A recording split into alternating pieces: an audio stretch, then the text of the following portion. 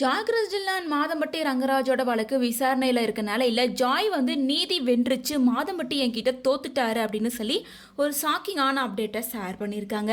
அதாவது மாதம்பட்டி ரங்கராஜ் ஜாய் கிறிஸ்டல்லாவோட வழக்கு சென்னை உயர்நீதிமன்றத்தில் விசாரணையில் இருக்க நிலையில் வர 12ஆம் தேதி நேரில் ஆஜராகிற மாதிரி ஜாய் கிறிஸ்டல்லாவுக்கும் மாதம்பட்டி ரங்கராஜுக்கும் சொல்லியிருந்தாங்க.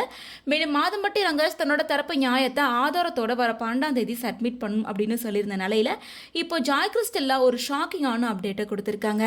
அதாவது ஜாய் கிறிஸ்டலா மாதம்பட்டி ரங்கராஜ் மேல என்னை ஏமாத்திட்டாரு, குழந்தை கொடுத்துட்டாரு, கல்யாணம் பண்ணிக்கிட்டாரு, சேர்ந்து வாழ வரமாட்டிக்கிறாரு அப்படின்னு கொடுத்திருந்த மனுவுக்கு எதிராக மாதம்பட்டி ரங்கராஜ் புதுசா ஒரு மனு தாக்கல் பண்ணியிருந்தாரு. அந்த மனுல மாதம்பட்டி தங்கவேலு ஹாஸ்பிட்டாலிட்டி மாதம்பட்டி ரங்கராஜோட பிசினஸ் உட்பட எந்த ஒரு ஹேஷ்டேகையும் அவங்க பயன்படுத்தக்கூடாதுன்னு சொல்லியிருந்தாரு. மேலும் அப்படி அவங்க பயன்படுத்துறதுனால அவங்களோட தொழில் ரீதியான பாதிப்பு அதிகமாயிருக்கு. இதனால 12 கோடி ரூபாய் நஷ்டமாயிருக்கு. அந்த 12 கோடி ரூபாயை ஜாய் கிறிஸ்டல்லா தான் கொடுக்கணும் அப்படின்னு சொல்லி அந்த மனுவை புதுசா தாக்கல் பண்ணியிருந்தாரு.